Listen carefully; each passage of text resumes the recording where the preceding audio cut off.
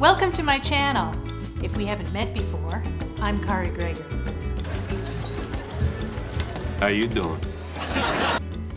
Today, I'm making plant-based pulled beef barbacoa for tacos. Let's get into it! I'm going to be using the plant-based beef that I made in a previous video. Please see the information card above or the description below for the recipe link. You could use soy curls or some other beef substitute. I'm going to weigh out on this handy scale, handy kitchen scale. Every kitchen should have one. I'm weighing 1 pound of this plant-based beef. Doesn't it look great? That's a wonderful recipe. Put your meat substitute, your plant-based meat, into a crock pot. I've got a small crock pot. There's only 2 of us in this household, so this is the right size for us. I have diced up 1/3 cup of sweet onion and put it into this measuring cup. I have 1/2 teaspoon of salt, that's optional, 1/4 teaspoon of oregano, 1/4 teaspoon of ground cumin, a pinch of cloves, ground cloves, 1 tablespoon of sugar. The salt and sugar are optional. 2 teaspoons of a powdered vegetable bouillon and a bay leaf. Now, I don't want this bay leaf to get mixed up in the mixture and get crumbled, so I'm going to remove it. To this, add 2 tablespoons of soy sauce, 1 teaspoon of Worcester sauce, and 1 teaspoon of liquid smoke. 2 teaspoons of ketchup. You could use a tomato paste or tomato sauce if you are concerned about the sugar in this. And 1/4 cup of tequila. You could use apple juice, but tequila is a wonderful flavoring. We need 1 teaspoon of minced garlic and 1/2 chipotle canned pepper, chopped up, minced up fine, and then 1 teaspoon of the adobe sauce that the pepper is canned in. Stir that all together. I'm still keeping the bay leaf out because I don't want it to get crumbled up. I want to be able to pull the bay leaf out after the meat has slow cooked. Pour this mixture over top of your plant-based meat substitute in the crock pot and just kind of stir it around. These pieces are still frozen, so they're not getting stirred very well.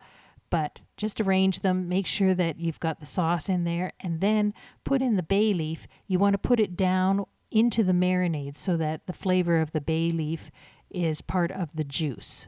Let's just plug this in. Check the slow cooker often. Since I'm using a plant-based meat that I made in a previous video, I don't want to leave it for hours and hours. This chickpea and wheat meat will absorb the moisture and break down. If it has too much liquid in there, it becomes mushy. It's not like regular animal protein that has to roast for hours or slow cook for hours and hours to get tender and cook. This is already tender and it's already cooked. The objective in slow cooking it is just to heat it through thoroughly so that you get the seasonings involved, to meld the seasonings together. And when it comes to the seasonings, you choose, because when you make it yourself, you have total control over the fat, salt, and sugar.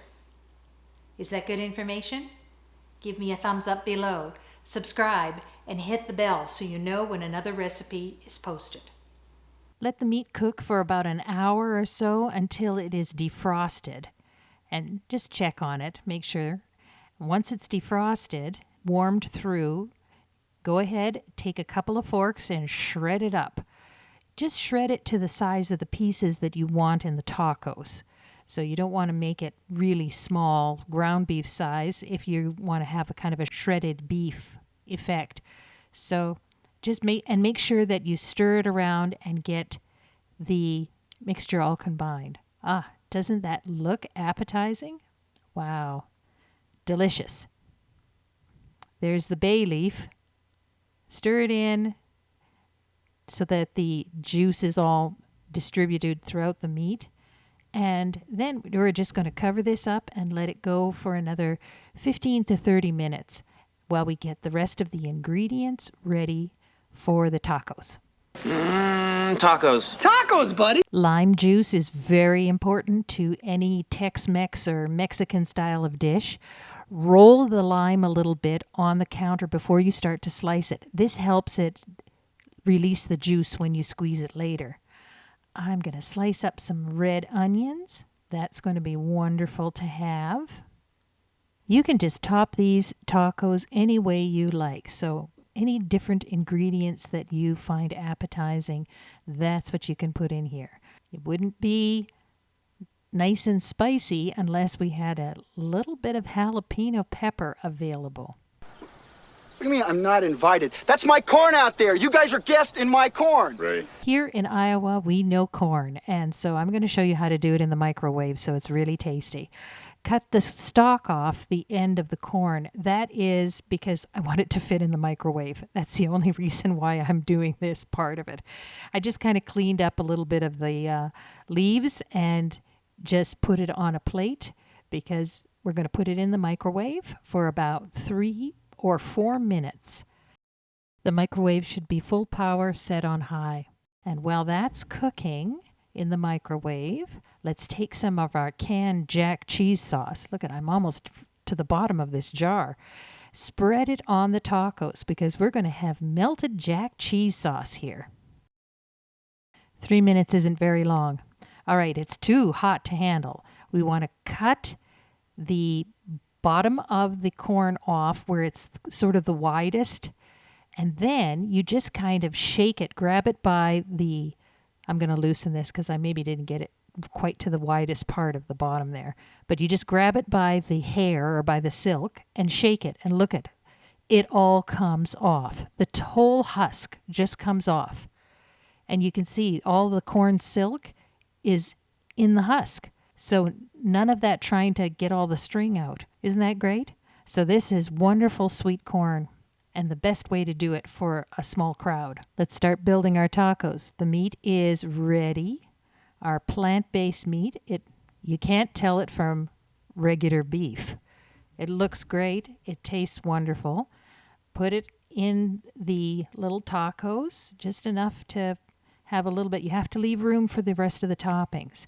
Then fold it over and warm it up. So we're just going to put it on a pan and heat it up for a few seconds on each side, maybe brown it a little bit, and we are good to go.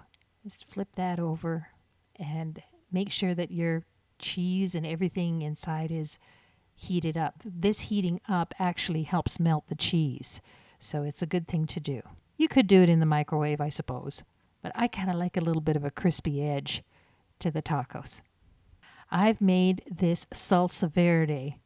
Cilantro is not welcome in our house.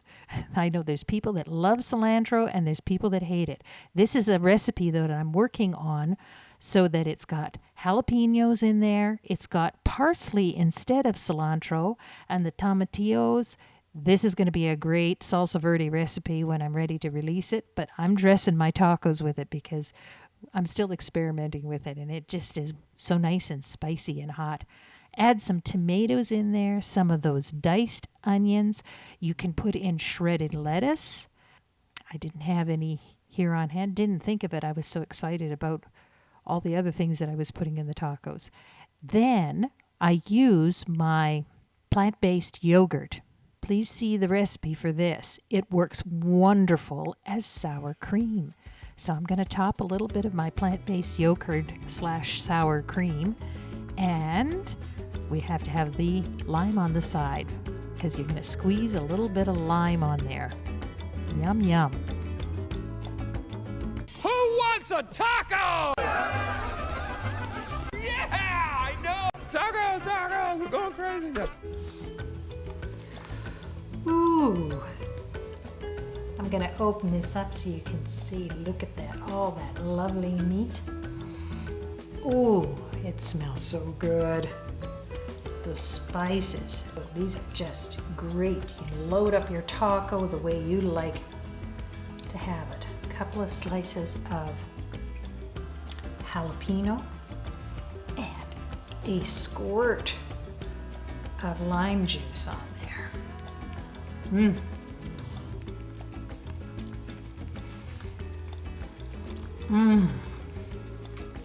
Oh, that's juicy. That's so good. Well, this is delicious. Let me know if you try it. Leave a comment below. Next video is going to be Olive Garden salad. Like the restaurant, it's my own oil-free, plant-based copycat version. So, while you're down there leaving a comment, click the button to subscribe and hit the bell so you will know when that recipe is posted. Let me know what you think of this beef barbacoa. Thank you for watching.